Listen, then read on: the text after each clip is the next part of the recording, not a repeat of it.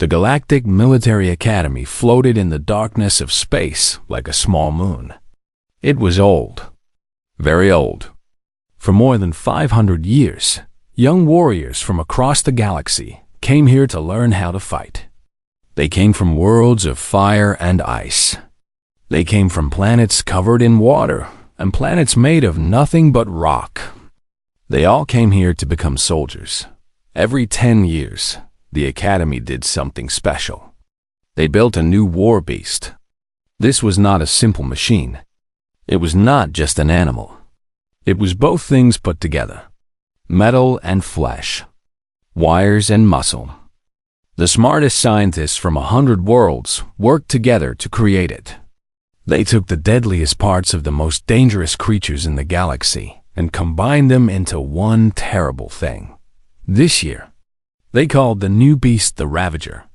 Park Do-yoon stood in the viewing area with 2,000 other cadets. He was 23 years old. He had brown eyes and black hair cut short in the military style. He was not tall. He was not short.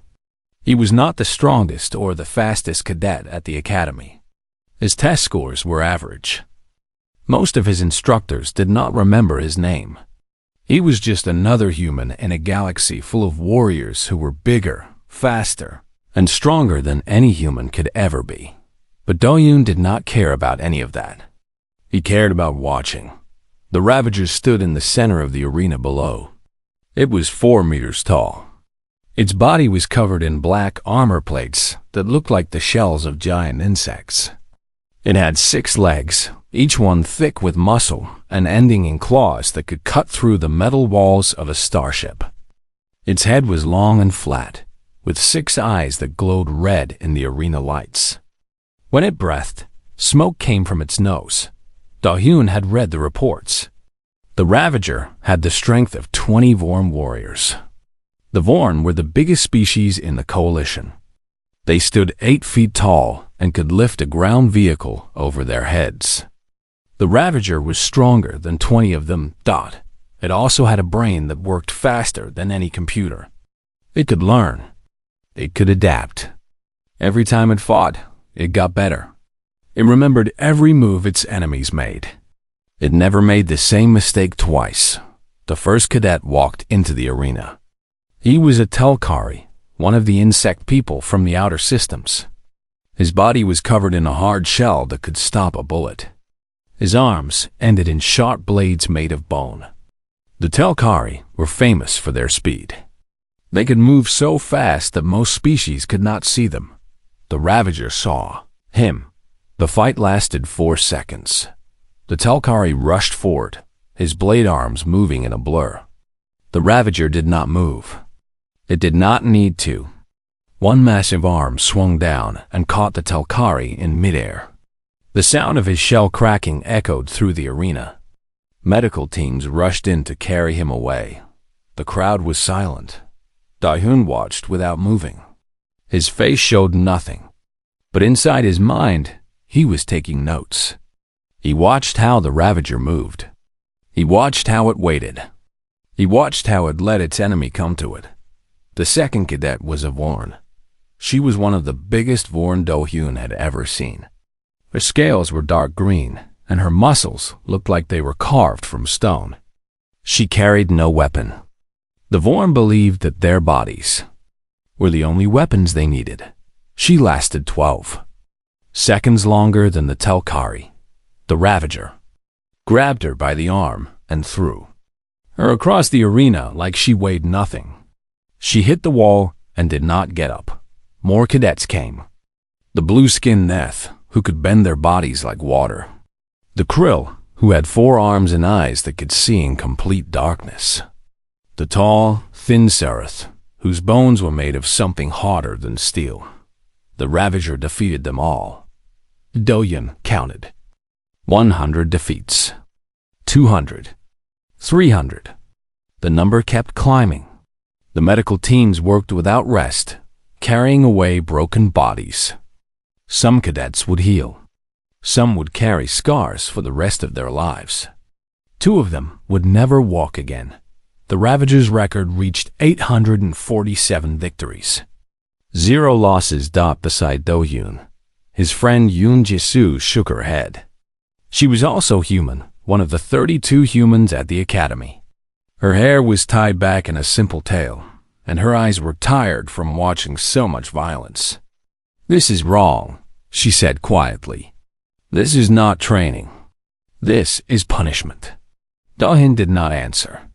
He was watching the Ravager return to the center of the arena. It stood there, waiting, patient. It did not get tired. It did not get bored. It simply waited for the next enemy to break. Something moved in Do-hyun's chest. It was not fear. He had felt fear before, and this was different. This feeling was older, deeper. It was the same feeling his grandmother had described when she talked about the old days. The bad days. The days when humans had to fight, just to survive one more night. Recognition. That was the word. Do-hyun recognized the Ravager. Not the machine itself, but what it represented. He had seen that kind of violence before. Not in the stars, but on Earth. In the burned cities and the poisoned fields. In the eyes of people who had lost everything and decided to keep taking from others. The universe was full of monsters. Do-hyun had grown up with that truth. He had also grown up with another truth. Monsters could be beaten. Not always with strength. Not always with speed. But they could be beaten. He just had to figure out how. That night, Do-hyun could not sleep. He lay in his small room in the human section of the academy. The bed was too soft. The air was too clean. Even after 3 years at this place, he still could not get used to it. His body remembered harder beds. His lungs remembered dirtier air. He closed his eyes and let his mind travel back to Earth. Back to home. The city where Do-hyun grew up was called Neo-Bison. It sat on the edge of what used to be South Korea, before the collapse changed everything. The collapse was what humans called the end of the old world. It started with small wars and ended with big ones. Nations fought over water. They fought over food. They fought over land that was dying under a sick sun. Then came the bombs. Do-hyun was not born when the bombs fell. That happened 60 years before his birth. But he grew up in their shadow. The ground in Neo-Bison was still poisoned in some places. Children learned early which areas were safe to walk and which areas would make them sick. The sky was gray more often than blue. Clean water was more valuable than gold. But humans survived. They always survived. Do-hyun's grandmother, Yoon Yoonji, was one of the survivors. She was 91 years old now, and she still lived in the small house where Do-hyun had grown up. Her hands were covered in scars. Her back was bent from years of hard work. But her eyes were sharp, and her mind was sharper. She had walked 200 kilometers through the radiation zones when she was just 19 years old. She carried 3 children on her back. Not her children. The children of strangers she found hiding in a broken building. She carried them because no one else would. Along the way, she killed 7 men who tried to take the children from her. She did not have a gun. She did not have a knife. She had a piece of metal from a destroyed car, sharpened on a rock until it could cut through bone. She buried 2 husbands. She buried 4 of her 7 children. She buried friends and neighbors and strangers. And every morning, she woke up and kept going. The universe does not care about you, she told Do-hyun when he was young. They sat together in the small garden behind her house, pulling vegetables from the thin soil. It does not care if you are tired. It does not care if you are scared. It does not care if you are good or bad, strong or weak. It only cares about one thing. What? Young Do-hyun asked. If you get back up. She held up a small carrot, dirty from the earth. Everything wants to push you down. The ground wants to bury you. The sky wants to burn you. Other people want to take what you have. But you keep getting up. You keep pulling food from poisoned dirt. You keep breathing bad air. You keep living. That is what humans do. That is what makes us different. Da-hyun carried those words with him when he left Earth. The alien ships had come 20 years after the collapse. The Coalition had been watching Earth for a long time, waiting to see if humans would destroy themselves completely. When they saw that humans were rebuilding instead of dying, they were surprised. When they saw that humans were farming radioactive soil and creating new cities from the ruins of old ones, they were shocked. They called humans the stubborn ones. It was not a compliment. It was a statement of confusion. The Coalition had seen hundreds of species rise and fall across the galaxy. Most of them died when their worlds broke. The strong ones fought to the end and lost. The smart ones gave up and faded away. Humans did neither. They just kept going. Da-hyun opened his eyes and stared at the ceiling of his room. Tomorrow, more cadets would fight the Ravager. More would be carried away broken. The Academy said it was training. They said it taught cadets to know their limits, to understand that some enemies could not be beaten through normal means. But Da-hyun saw something else. He saw a machine designed to break spirits, to teach young warriors that they were small and weak and helpless against true power. His grandmother would have laughed at that. Less in that she had faced things worse than the Ravager. She had faced hunger that lasted for months. She had faced sickness with no medicine. She had faced men with guns when she had nothing but a sharp piece of metal. And she had won. Not because she was stronger, not because she was faster, but because she refused to accept that she had lost. The Ravager was a monster. Da-hyun had met monsters before. He got out of bed and started to exercise. Push-ups, sit-ups, simple movements that his grandmother had taught him when he was a child. She called it the morning ritual. Every day, before the sun came up, she made him work his body until his muscles burned and his lungs screamed for air. Pain is just information, she always said. It tells you that you are still alive. Listen to it, but do not obey it. Da-hyun worked until sweat covered his body. Then he worked some more.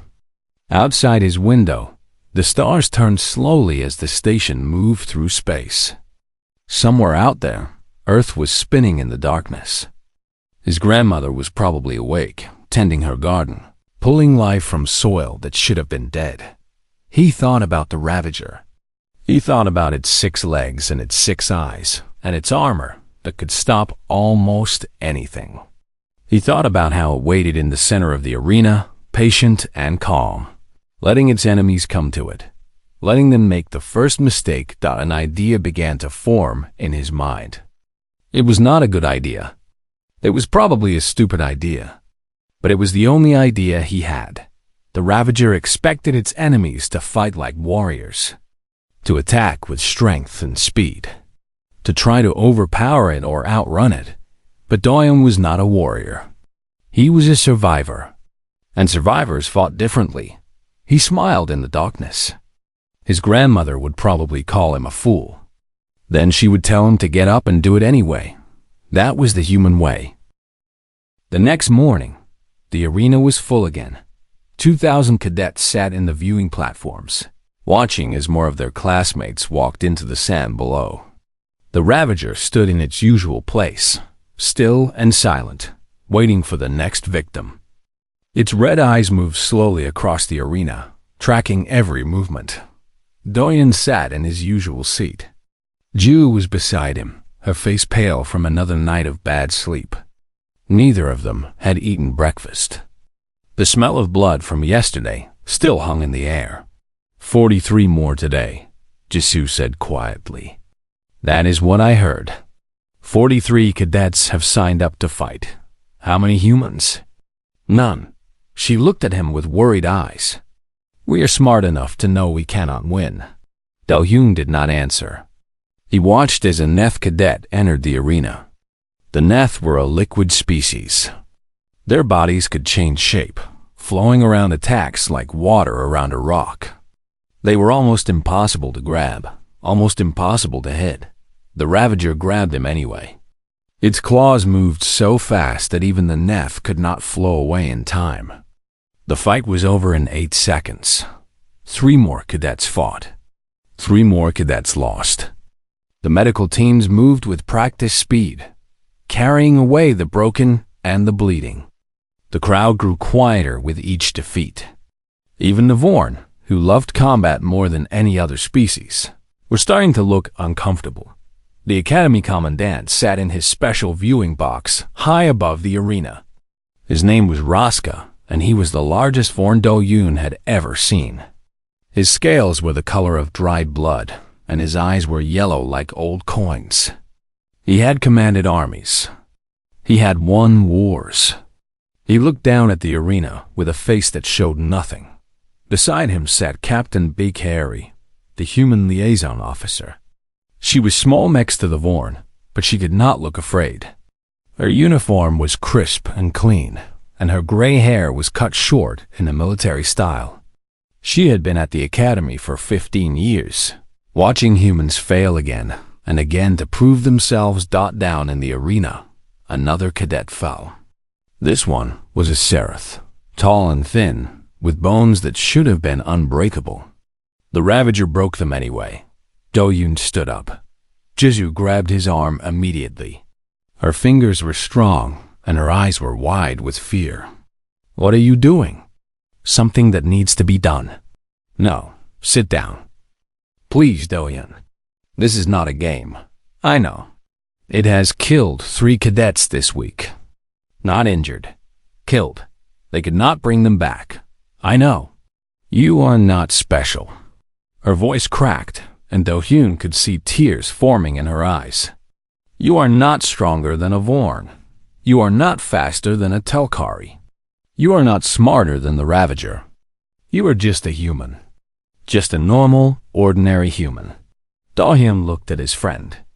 They had known each other since their first day at the academy. She was the only person here who knew about his grandmother. She was the only person who understood why he sometimes woke up screaming from dreams of fire and blood. "I know what I am," he said softly. "That is exactly why I have to do this." He pulled his arm free and walked toward the stairs that led down to the arena floor. Behind him, the other human cadets watched in shock. None of them tried to stop him. None of them called out. They just watched, their faces pale. As one of their own walked towards certain death, the arena door opened, and Do-Yoon stepped onto the sand. The crowd went silent. Every eye turned to look at the small human walking across the open ground. He looked tiny, weak. The Ravager could crush him with one hand. In the viewing box, Commander Raska leaned forward. His yellow eyes narrowed. "What is this?" Captain Beak smiled slightly. "A human volunteer, Commander. Humans do not volunteer. They are too fragile, too aware of their own weakness. Most of them, yes. This one will die. Perhaps." Beak's smile did not fade. Or perhaps not. Do-Hyun stopped in the center of the arena, 10 meters from the Ravager. The beast turned its head to look at him. All 6 of its red eyes focused on this new target. Its claws opened and closed slowly, making a sound like knives being sharpened. Do-Yoon took a deep breath. The air smelled like sand and sweat and fear. His heart was beating fast, but his hands were steady. He had been afraid before. He had been more afraid than this. Fear was an old friend. It kept him sharp. It kept him alive. The Ravager's computer brain processed the data. Height, 1.78 meters. Weight, 73 kilograms. Species, human. Physical capabilities, below average for combat species. Threat level, minimal. The beast did not see Do-Yoon as a challenge. It saw him as a delay. A small thing to crush before moving on to worthier opponents. That was its first mistake. Do-Yoon rolled his shoulders and raised his fists. He knew he could not punch through the Ravager's armor. He knew he could not outrun its 6 legs. He knew that by every measure that mattered. He was going to lose, but his grandmother had taught him something that the Ravager's programmers had never considered. Winning and not losing were not always the same thing. The Ravager charged, and Do-yoon ran straight toward it. The Ravager's first attack should have ended the fight. Its massive arm swung down with enough force to crack stone. The blow was perfectly aimed at Do-yoon's chest. If it connected, it would break every bone in his upper body. The beast's computer had calculated the exact angle, the exact speed, the exact moment of impact, but Do-yoon was not there when the blow landed. He had dropped to the ground and slid forward on the sand, passing under the attack like water flowing under a bridge. The Ravager's arm hit nothing but air. And in that moment of surprise, Do-yoon was inside the beast's guard.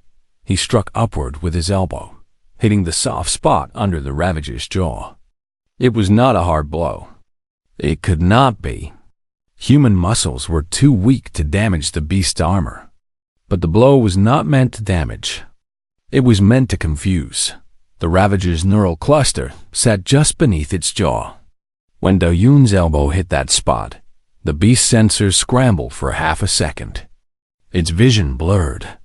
Its balance shifted, and for the first time in 847 fights, the Ravager stumbled. The crowd made a sound that was not quite a gasp and not quite a scream. It was something in between, something that no one in the arena had ever heard before. The sound of 2,000 warriors realizing that the impossible had just happened. Commander Raska's claws dug into his armrest hard enough to leave marks in the metal. What did he just do? Captain Beak did not answer. She was watching with eyes that had gone very wide. In the arena, Do-yoon did not stop to celebrate. He knew the stumble would only last a moment. He rolled to the side as the Ravager recovered and swung again. This time, the blow clipped his shoulder, spinning him through the air. He hit the ground hard and tasted blood in his mouth. He got back up. The Ravager attacked again, and again, and again. Each blow was faster than the last. Each attack came from a different angle. The beast was learning, adapting, closing the gaps that Do-yoon had exploited. Do-yoon kept moving. He ducked under one strike and jumped over another. He used the arena walls to push off from changing direction in midair. He did not try to attack. He did not try to hurt the beast. He just kept surviving. 1 minute passed. Then 2. Then 3. In the 3rd minute, the Ravager caught Do-yoon's left arm and twisted. The bone broke with a sound like a dry branch snapping. Pain exploded through Do-yoon's body, white and hot and terrible. His vision went black for a moment. He got back up. He held his broken arm against his chest and kept fighting with his right. The Ravager pressed its attack, sensing weakness. Its claws tore through the air, missing Do-yoon by centimeters. He was getting slower. The pain was eating at his concentration. But he did not stop. In the 6th minute, the Ravager landed a glancing blow to Do-yoon's side. 2 of his ribs cracked. Each breath felt like knives stabbing into his lungs. Blood dripped from his mouth. His legs shook with exhaustion. He got back up. The crowd had stopped making noise. They watched in complete silence as the small human refused to fall. Even the medical teams had stopped preparing. They stood at the edge of the arena with their equipment ready, unable to believe what they were seeing. In the 8th minute, the Ravager's claw caught Do-yoon across the forehead. Blood poured down his face, blinding his left eye. He wiped at it with his good hand, smearing red across his cheeks. He looked like something from a nightmare. A monster made of pain and blood and stubborn will. He got back up. Commander Raska turned to Captain Beak. His voice was quiet, almost afraid. How is he still standing? Beak's eyes had not left the arena. He is human, Commander. That is not an answer. Yes, it is. You just do not understand it yet. In the arena, the Ravager paused. Its computer brain was processing data that did not make sense. The human should have collapsed minutes ago. His injuries were severe enough to stop any normal fighter. His body was broken in multiple places. By every calculation, he should be unconscious or dead. But the human was still standing, still moving, still fighting. The Ravager's learning algorithms began to register something new, something that was not in any of its databases. An opponent who did not fight to win. An opponent who did not fight to survive. An opponent who simply refused to stop. Do-Yoon's grandmother had a word for this. She called it the final gift. The thing that humans discovered when everything else was taken from them. When strength failed. When speed failed. When hope failed. There was still one thing left. Choice. The choice to stand when your body wanted to fall. The choice to fight when your mind wanted to surrender. The choice to keep going when every part of you screamed to stop. The Ravager had never fought an opponent who made that choice. Do-Yoon raised his right fist. His left arm hung useless at his side. His face was a mask of blood. His ribs screamed with every breath. His legs trembled like leaves in a storm, but his eyes were clear. And in those eyes, there was no fear. No hope, no anger. Just a simple, quiet truth. He was not going to stop. Not now. Not ever. The Ravager looked at the human. And for the first time in its existence, the machine felt something it could not name. Respect. 11 minutes. That was how long the fight had lasted. No other cadet had survived past 90 seconds. Do-Yoon stood in the center of the arena, swaying like a tree in a hurricane. His left arm was broken. 2 of his ribs were cracked. Blood covered half his face and dripped steadily onto the sand below. His uniform was torn in a dozen places, and dark bruises were already forming across his body. He should have been on the ground. He should have been screaming in pain. He should have been begging for the medical teams to save him. Instead, he stood with his right fist raised, waiting for the next attack. The Ravager watched him. Its 6 red eyes moved slowly, studying this strange creature that refused to die.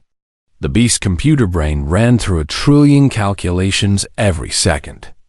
It analyzed Do-Yoon's stance, his breathing, the way his muscles tensed and relaxed. It looked for weakness. It looked for the moment when the human would finally break. It did not find one. The Ravager had a database of every fighting style in the galaxy. It had records of millions of warriors from hundreds of species. It had studied the Vorm battle rages and the Telkari blade dances. It knew how the Neth flowed and how the Sereth stood firm like mountains, but it had never seen anything like this. This was not a fighting style. This was not a technique. This was something older, something deeper. The Ravager searched through its memory banks, looking for a match. It went back through centuries of records, through thousands of years of galactic history. Finally, it found something. The Vethani. They were an ancient species, dead for 10,000 years. They had lived on a world of endless war, where survival was measured in days instead of years. They developed a philosophy that had no name in any living language. The closest translation was this: one who has already accepted death and therefore cannot be defeated. The Vethani believed that true strength came not from the body, but from the spirit. A warrior who feared death could be broken. A warrior who wanted to live could be controlled. But a warrior who had accepted the end, who fought not for victory, but simply because fighting was the right thing to do, that warrior was something else entirely. The Vethani called them the unbreakable. The Ravager looked at Do-Yoon, saw something it had never expected to see. A living example of a philosophy that had died with an entire species 10,000 years ago. A human who had accepted his death and chosen to fight anyway. The beast's central processing core made a decision. For 500 years, the Academy had built war beasts to teach cadets their limits, to show them that some enemies were too strong to defeat, to break their spirits and rebuild them into proper soldiers who knew their place in the galaxy. But the Ravager was not just a machine. It was also partly alive, and the living part of it understood something that the machine part could not calculate. Some spirits were not meant to be broken. Slowly, the Ravager lowered its massive head. Its 6 legs bent, bringing its body down toward the sand. It placed its primary arms on the ground. In front of it, it bowed. The arena exploded with noise. Cadets screamed and shouted. Some jumped from their seats.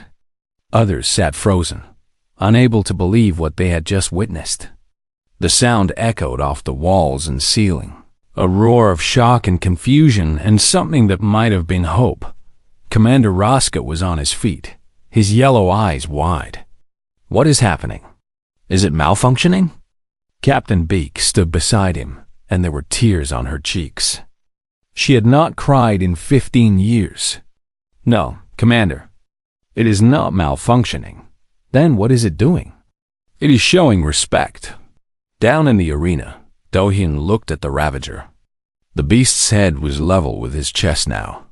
Its red eyes still watched him, but there was no threat in them anymore. Just recognition. Do-hyun did not smile. He did not celebrate. He simply nodded once, a small movement that sent pain shooting through his broken body. Then his legs finally gave out, and he collapsed onto the sand. The medical teams rushed in. 6 hours later, Do-hyun woke up in the medical bay. His arm had been reconstructed with metal and synthetic bone. His ribs were wrapped in healing tape. His face was cleaned, and the cut on his forehead had been sealed with medical gel. He looked terrible. He felt worse, but he was alive. Jisoo sat beside his bed. Her eyes were red from crying, and she held his good hand in both of hers. When she saw him open his eyes, she punched his shoulder hard enough to make him gasp. "You idiot," she said. "You stupid, stupid idiot. Good to see you too. I thought you were going to die. Everyone thought you were going to die. I thought so too." He tried to sit up and immediately regretted it. What happened? After I fell? The Ravager did not move. It stayed bowed until the medical teams took you away. Then it walked back to its holding area and powered down. It has not moved since. Captain Beak appeared in the doorway. She walked into the room and stood at the foot of his bed, her face unreadable. "The Coalition Command wants answers," she said. "They think the Ravager malfunctioned. They want to take it apart and see what went wrong." Do-hyun shook his head slowly. Nothing went wrong. Then what happened? He thought about his grandmother. He thought about the burned cities and the poisoned fields. He thought about millions of humans who should have died, but chose to keep living instead. He thought about a species that had looked at the end of the world and decided to rebuild anyway. "It recognized what we are," he said quietly. "And what is that?" Do-hyun looked at the captain with tired eyes. Eyes that had seen too much for someone so young. Eyes that belonged to a species that had survived its own extinction. "We are what is left," he said, "when everything that should have killed us did not." Beak was silent for a long moment. Then she nodded once and turned to leave. At the door, she stopped. "The Ravager will never be used against human cadets again." "Why?" "Because now we know the truth." She looked back at him. "You cannot break what was already forged in fire." She left. Jisoo squeezed his hand. "The whole galaxy is going to hear about this. About what you did. I did not do anything special. I just refused to fall. That is exactly what makes it special." Do-hyun closed his eyes. His body ached. His mind was tired. But somewhere deep inside, in a place that his grandmother had built with years of hard lessons, he felt something warm. Pride. Not in himself. In his species. In the stubborn, foolish, Unbreakable humans who had looked at a dying world and chosen to live anyway. The galaxy was full of stronger species, faster species, smarter species, but none of them had been forged in fire the way humans had. None of them had learned to survive when survival was impossible. The Ravager had seen that truth, and it had bowed down in the centuries that followed. As the Coalition faced threats that would have broken any single species, they learned to send humans to the front lines, not as soldiers, as symbols, as reminders that some battles were not won with strength or speed. Some battles were won by simply refusing to fall, and no one in the galaxy refused harder than humanity. The end.